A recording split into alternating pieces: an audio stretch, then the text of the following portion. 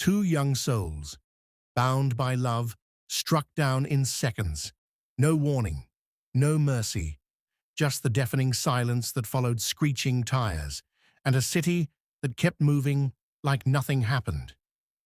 Jessica Taylor, a nurse, known for her laugh that could fill a room and her hands that once held the dying through a pandemic. Marcus Hale, a quiet man with a mind for machines and a heart set on forever. They were starting a new life, and it ended just hours after they said, "I do." It wasn't just a crash. It wasn't just bad timing.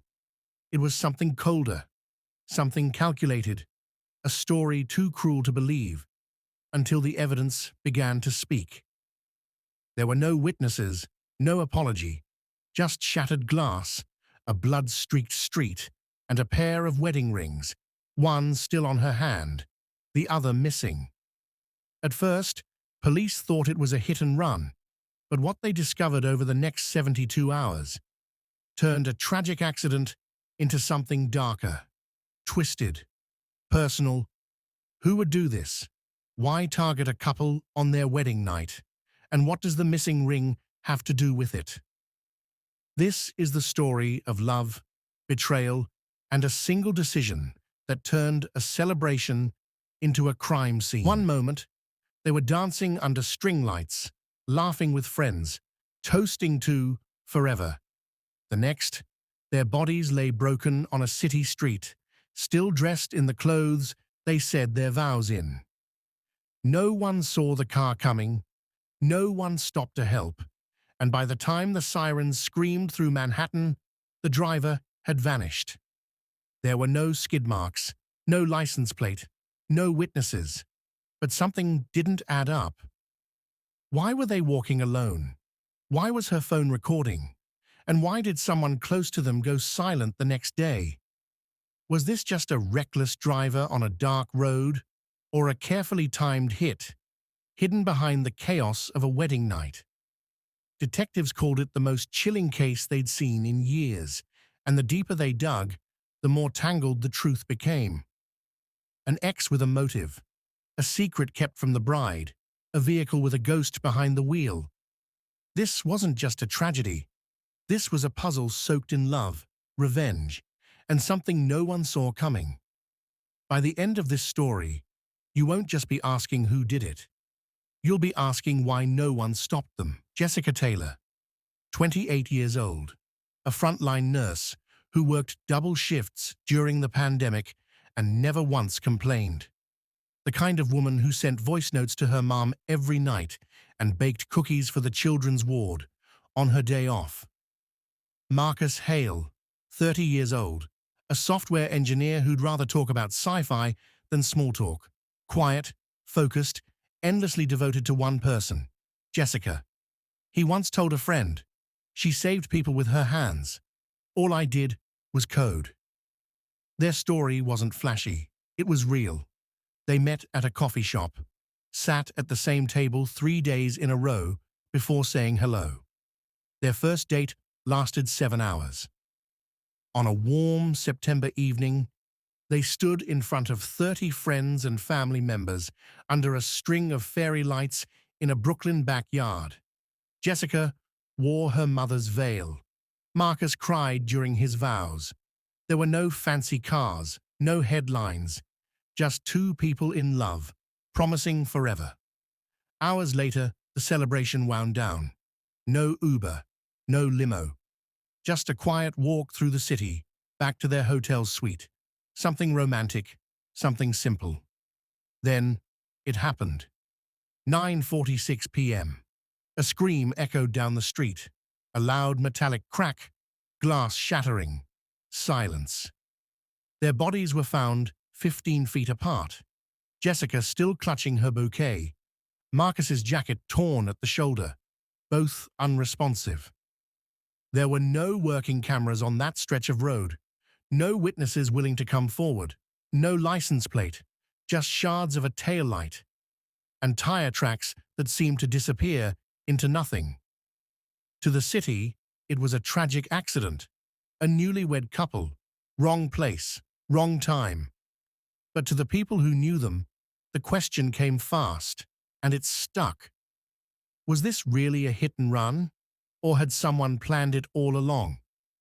An ex who hadn't let go, a best man who went missing that night, a cryptic message deleted from Jessica's phone just hours before the wedding, one lead after another, and none of it made sense.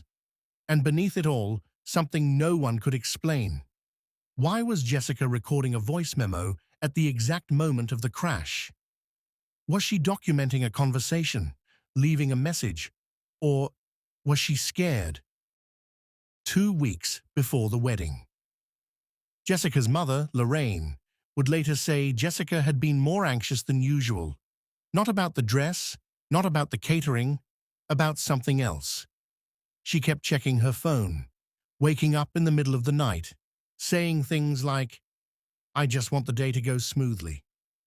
She never explained what she meant. Marcus, on the other hand, was calm, focused. He was finishing a big software contract for a startup in Tribeca. He told his best friend, "Once this deal closes, Jess and I can finally take that trip to Sicily." Wedding day, 11 a.m. Friends gather at the venue, a small rooftop garden overlooking downtown Brooklyn. Intimate, cozy, strings of lights, wildflowers from a local shop, handwritten vows. Jessica's maid of honor later described her as radiant but distracted. She kept checking her phone. Once, she even stepped away from the bridal suite and was gone for nearly 20 minutes. She never said where she went. Jessica walks down the aisle. Marcus tears up. They say "I do."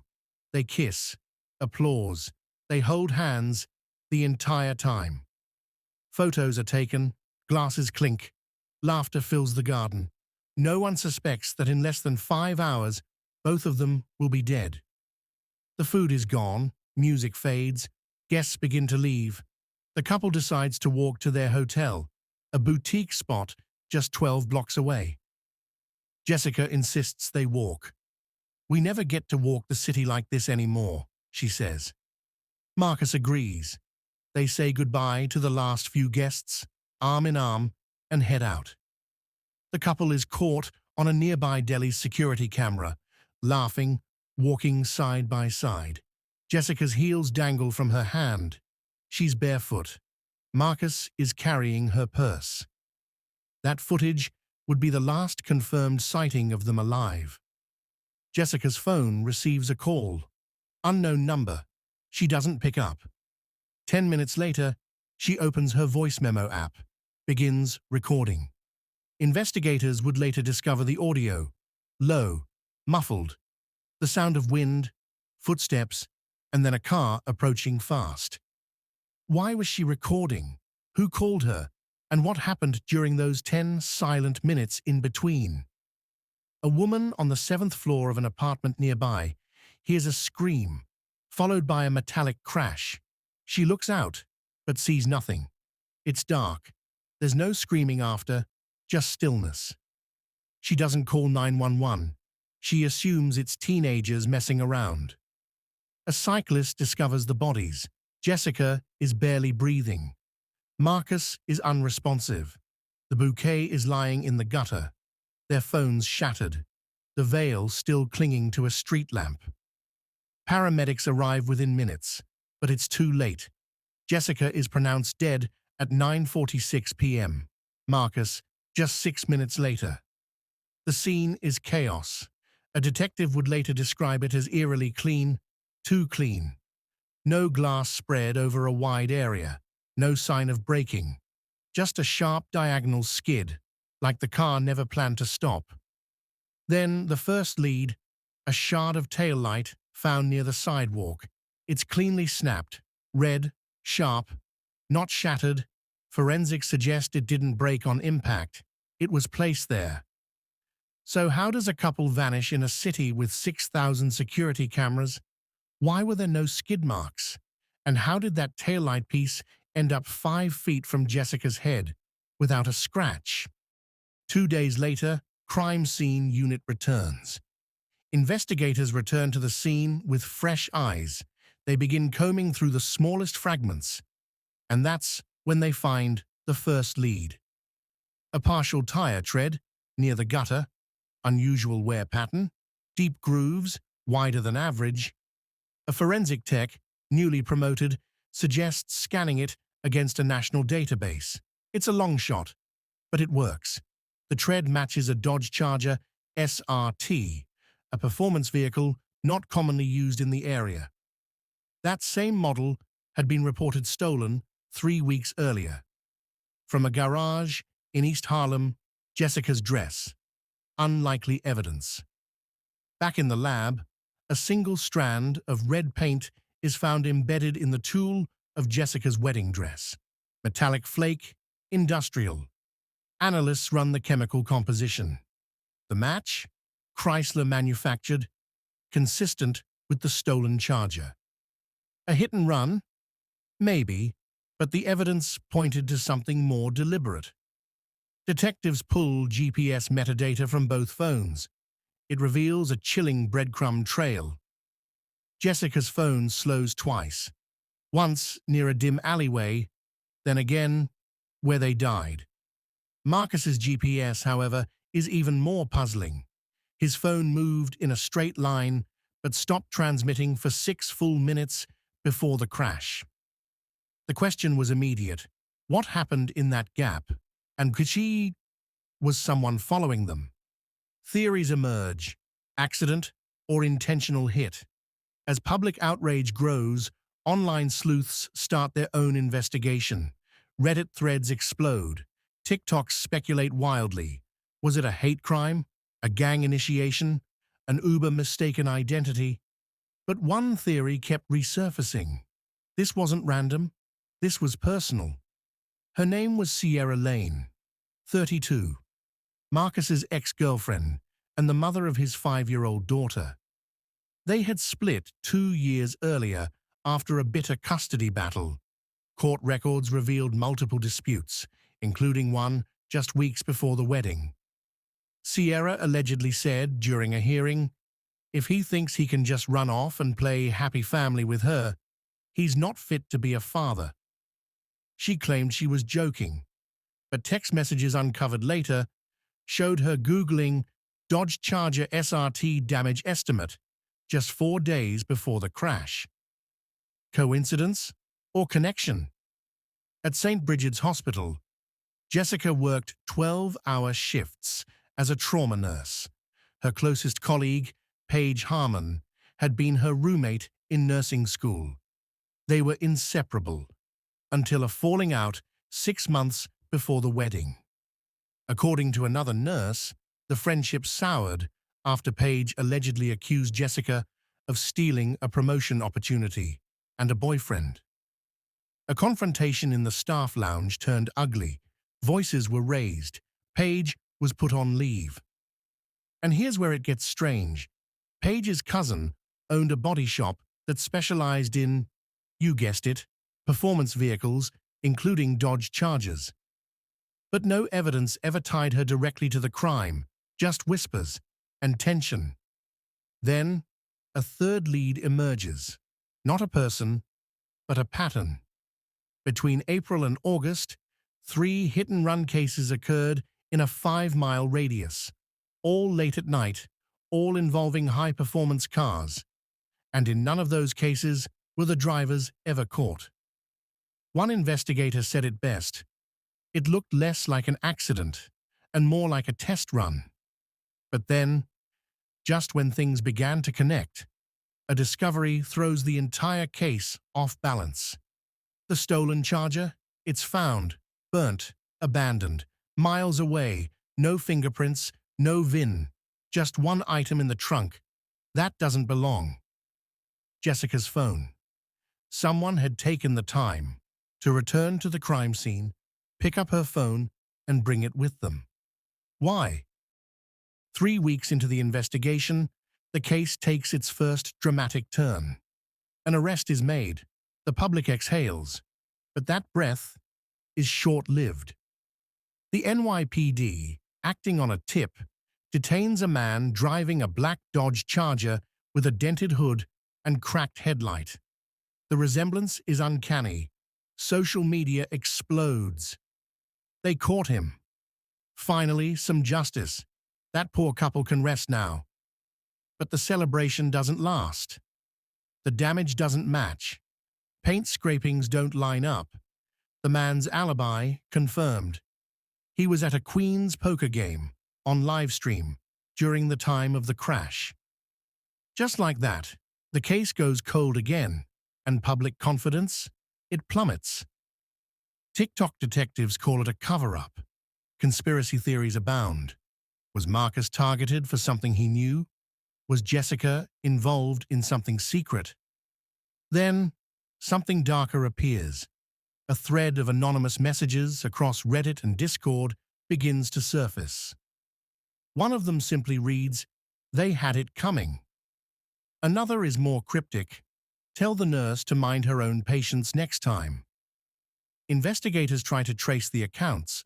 They vanish within hours. But the suggestion, someone out there had a motive, maybe revenge. Then comes the twist. Not from law enforcement, not from forensics, but from a friend of the couple, a wedding guest. Her name is Ava Moore. She's a lifestyle influencer who'd attended the ceremony and posted a flurry of Instagram stories that day, all seemingly innocent. The cake, the vows, the sunset kiss. But one clip, barely 2 seconds long, gets deleted. Not archived, deleted. Recovered only when a Reddit user screen records it from the original post. In the background, unfocused, almost missed entirely, Marcus is seen arguing with a man in a dark suit near the parking lot. His body language tense, the man's face obscured. There's no audio, just gestures, a hand pointing, Marcus shoving something into his jacket. Why did Ava delete it? When questioned, Ava downplays it, says she didn't want to post drama, claims she thought it was nothing, just some weird cousin from the bride's side. But Jessica only had one cousin at the wedding, and he was 7 years old. So, who was the man? Investigators revisit the wedding guest list. One unfamiliar name stands out, Dean Mallory. No photo attached. RSVP came late. No one seems to remember him arriving or leaving. A deeper background check reveals Dean Mallory doesn't exist. Not in DMV records, not in birth registries. The ID used, fake. The address tied to the RSVP, an abandoned warehouse in Flatbush. With more dead ends, the focus, surprisingly, turns inward, to Marcus himself. Could he have had secrets even Jessica didn't know about? Police uncover an encrypted messaging app on Marcus's phone, one that deletes messages after 10 seconds, hidden behind a calculator app. Jessica's family claims she had no idea it was there. Was Marcus in trouble? Had someone followed him? Was he the real target that night? And yet, just as the investigation begins pulling at this thread, something new happens, something no one was expecting. The stolen Charger, it reappears, this time with a dashcam still intact. It took nearly 3 months, but police finally had enough evidence to make an arrest. The break came, not in a courtroom or an interrogation room, but deep in the woods of southern Jersey, where a local hunter stumbled upon the charred remains of a black Dodge Charger, half buried in pine needles and ash. The VIN was melted, but not gone. It matched the vehicle reported stolen 3 weeks before the crash. Inside, investigators found something the fire hadn't destroyed entirely, a scrap of steering wheel leather. Underneath it, sweat, human skin cells, enough for a DNA profile. The name came back quickly. Troy Kelson, 25. A familiar face to law enforcement, known for reckless driving, illegal street racing, and a past brush with vehicular assault. No fixed address, but a very real reputation on underground racing forums as someone who could be paid for a job. At first, Troy denied everything. Then, under pressure, cracks began to show. His version? He was hired to shake up a man named Marcus Hale. Nothing more. Just scare him. Flash the lights, clip the curb, make a point, send a message. But things got out of hand. Troy claimed Marcus saw him and recognized the car, started to run. Jessica grabbed his hand. Then he panicked, swerved, hit them both, kept driving, never looked back. The courtroom was tense. Word spread fast. Cameras lined the courthouse steps. True crime blogs lit up. TikTok was flooded with breakdowns and theories.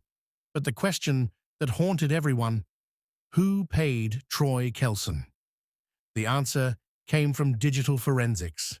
A burner phone Troy had stashed in an old motorcycle helmet contained encrypted payment receipts from a masked Venmo account, but it wasn't fully masked. The recovery email had a familiar name: Lydia Rowe, Marcus's ex-fiancée. Their breakup had been bitter. According to court records, a custody fight over a shared dog had spiraled into restraining orders. Friends testified Lydia had a hard time letting go.